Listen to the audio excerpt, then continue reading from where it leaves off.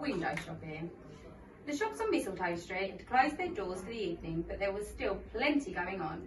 People were strolling about and the band on the corner was playing jolly Christmas music with such poppy and tooting enthusiasm that it made Winston's tiny toes tap and his heart bounce to the beat as he crunched through the snow with the letter.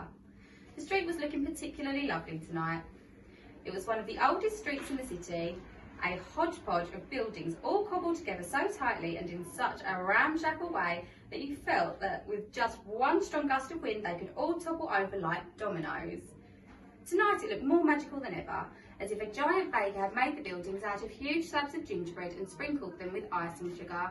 With the snowflakes falling and the ropes of twinkling lights strung amongst the bare winter trees, it was like a picture on the front of a chocolate box. Winston knew he had to be quick, but he couldn't help having just the tiniest nosy in the shop windows as he walked by. First, unfortunately for Winston's rumbling stomach, was the bakery. It was a 3-storey building that grew narrower with each floor so that it looked like a 3-tiered wedding cake.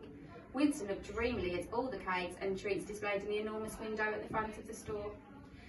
There were large Christmas cakes covered with gleaming white icing as smooth as a frozen pond. Some were decorated with Christmas tree biscuits, and one cake had a large edible snowman sitting on top of it. Dancing around the cakes were gingerbread men and women.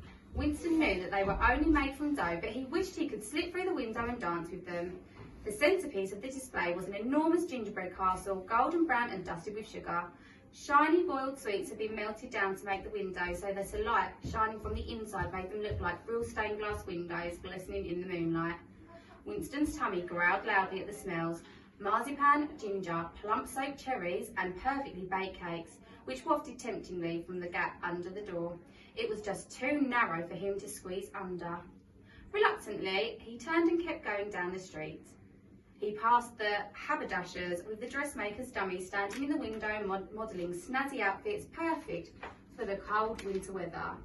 There were bolts of fabric propped up behind them and a collection of pretty sewing baskets overflowing with shiny buttons and trimmings.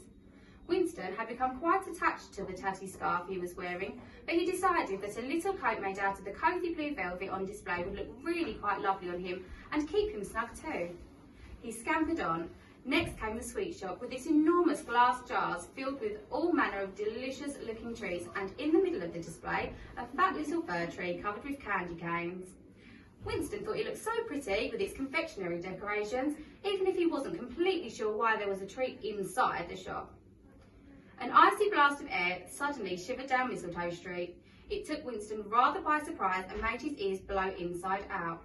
As he struggled to fix them, the envelope in his paws escaped and danced off down the street.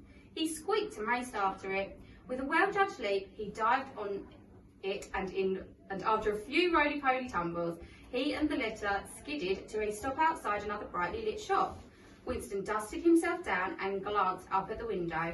He stopped dead in his tracks and gasped. He couldn't believe what he was looking at.